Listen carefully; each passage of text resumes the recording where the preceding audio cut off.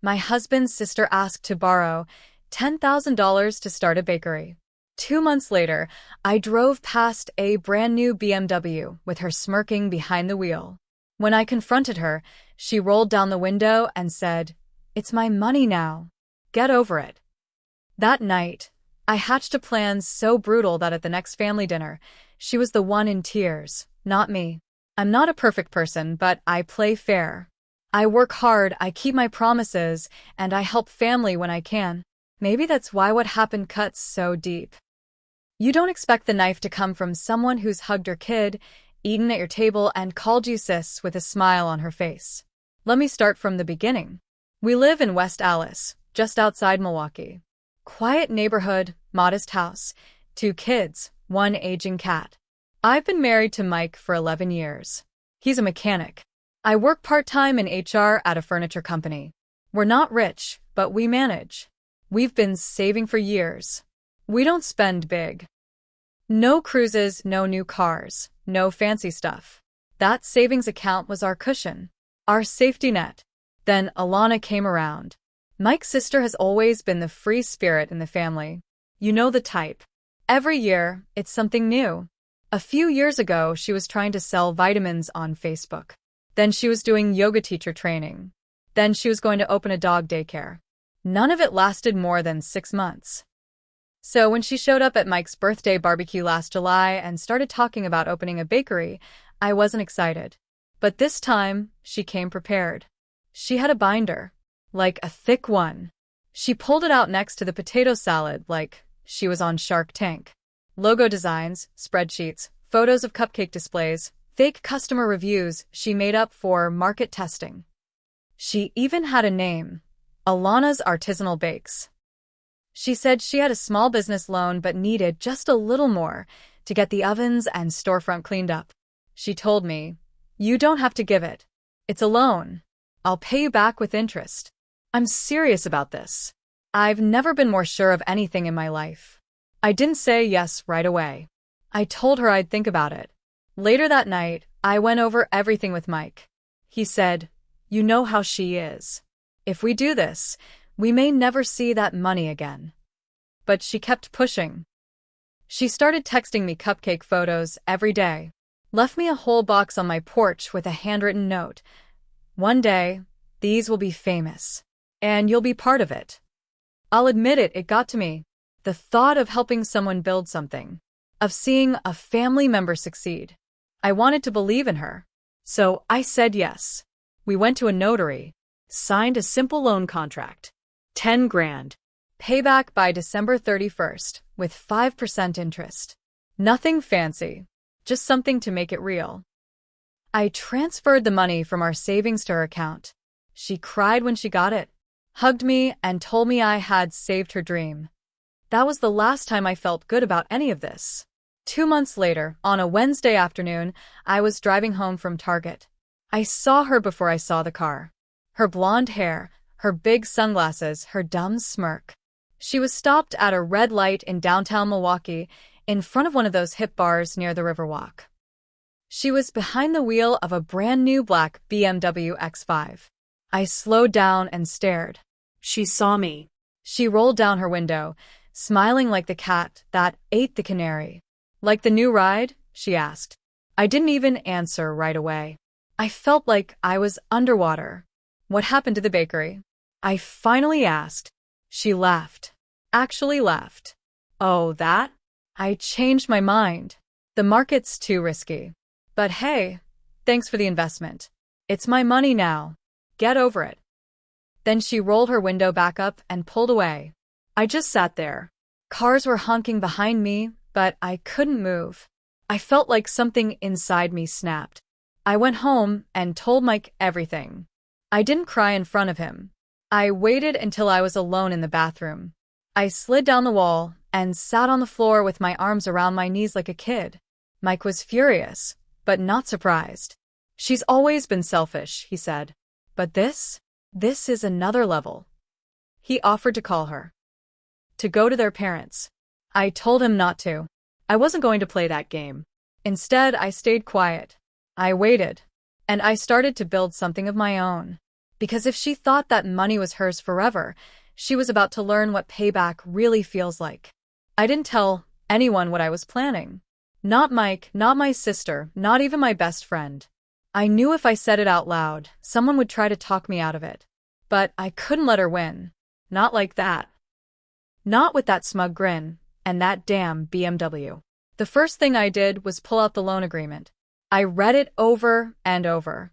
It wasn't perfect. It wasn't written by a lawyer, but it was signed, dated, notarized, and it clearly said the money was a loan. I had a paper trail, bank records, emails, texts. She had no idea how careful I'd been. So I started small. I filed a claim in small claims court for the full $10,000 plus interest. I listed everything.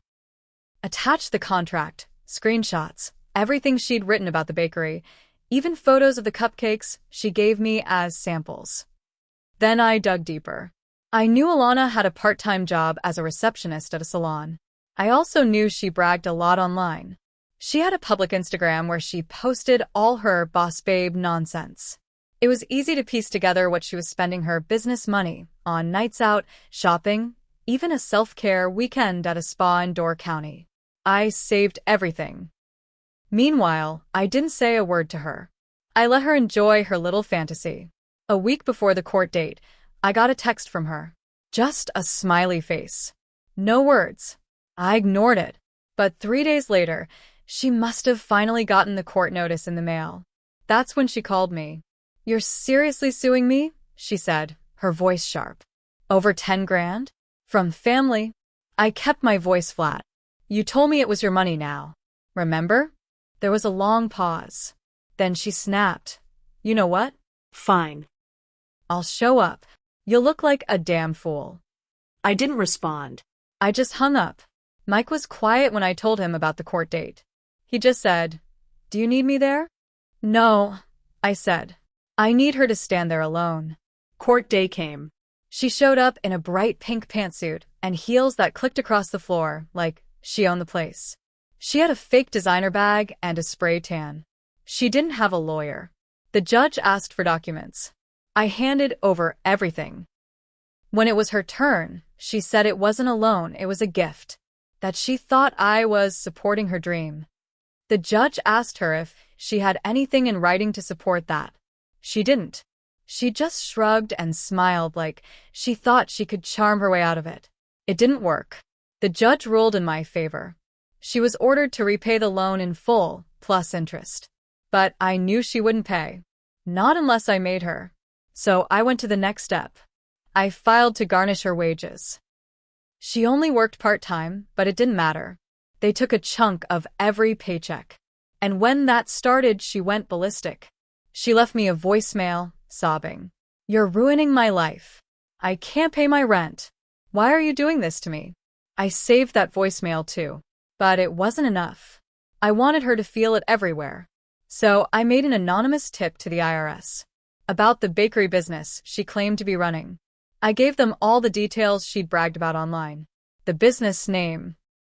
The donations from friends and family.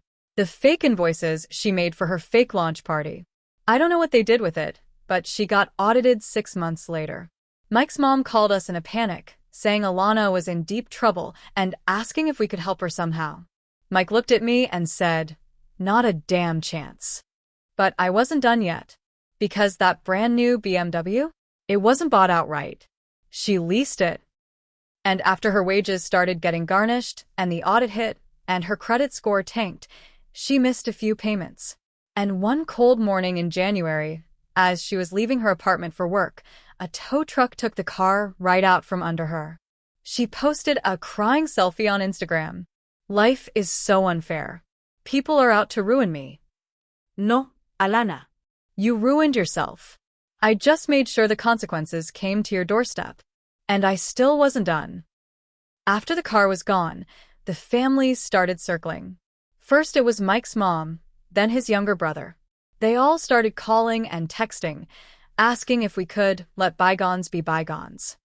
Telling me that family is more important than money. I ignored them at first. But when Mike's dad left a voicemail saying I was tearing the family apart, I finally snapped. I sent a group text to the whole family, his parents, siblings, their spouses.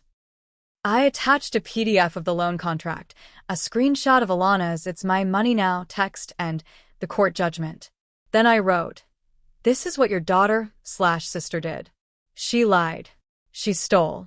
She laughed in my face. "If any of you think I'm the one who destroyed this family, read the attached files again.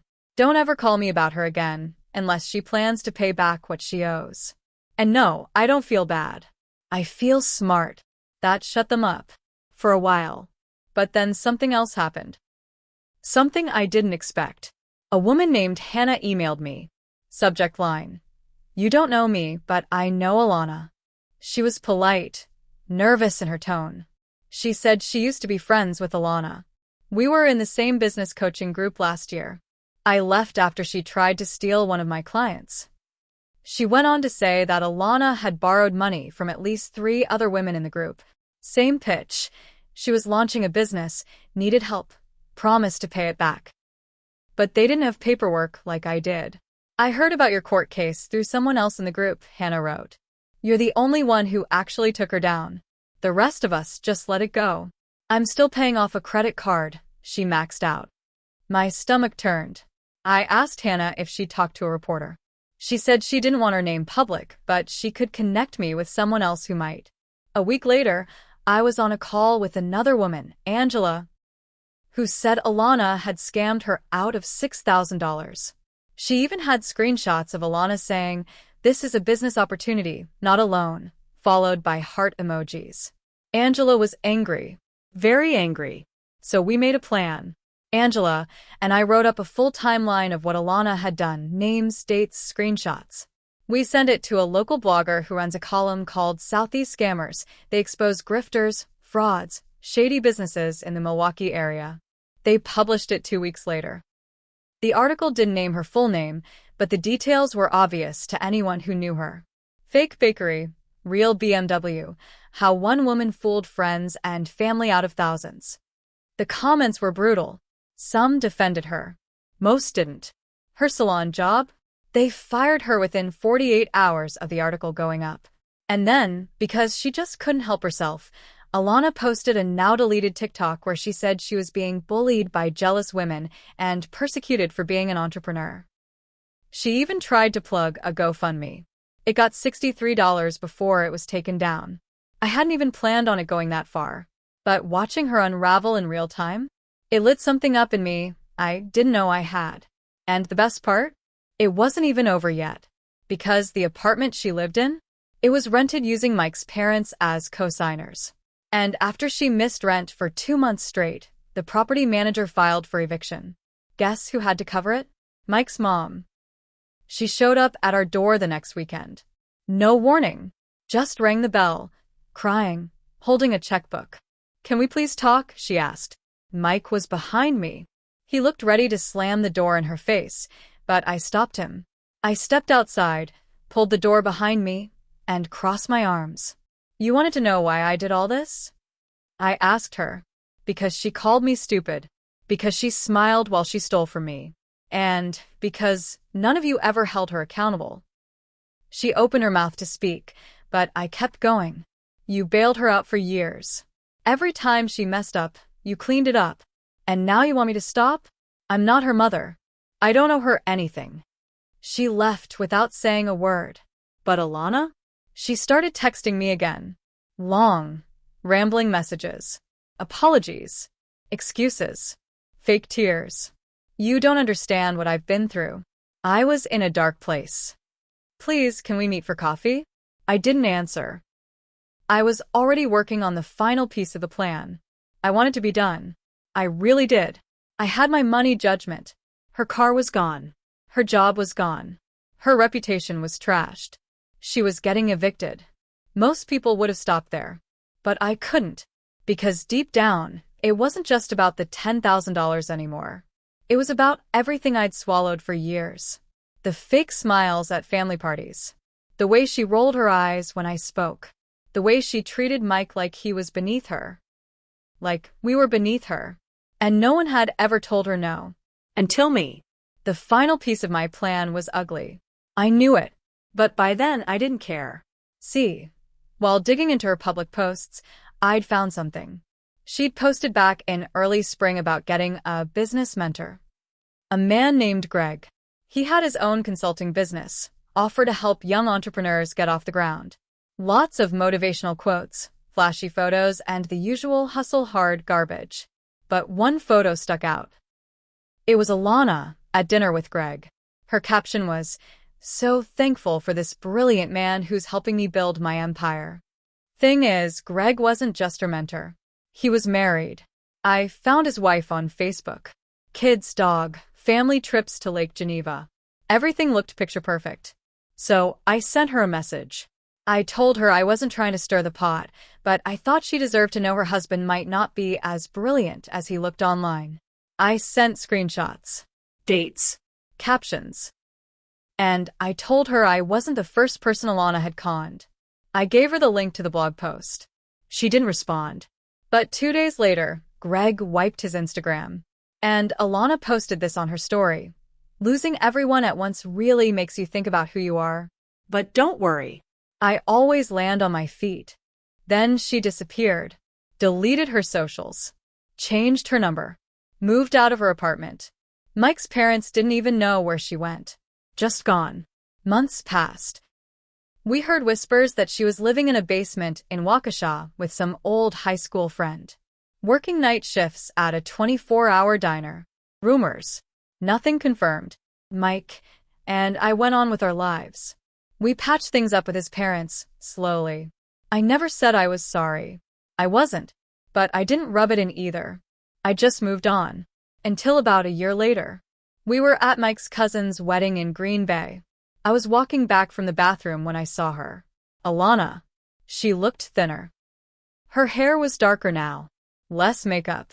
She was standing near the bar, holding a cheap drink and looking like she wanted to vanish into the wall. Our eyes met. She flinched. I walked up to her. Not to yell. Not to fight. I just wanted to see her face. She opened her mouth first. "I'm sorry," she said, eyes wet.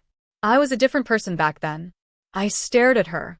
She looked nothing like the girl in the BMW. "You made me that person," I said quietly. "You don't get to say sorry and erase it." She nodded. Then she turned and walked away. That night, in the car, Mike asked me if I felt better. I told him the truth. No.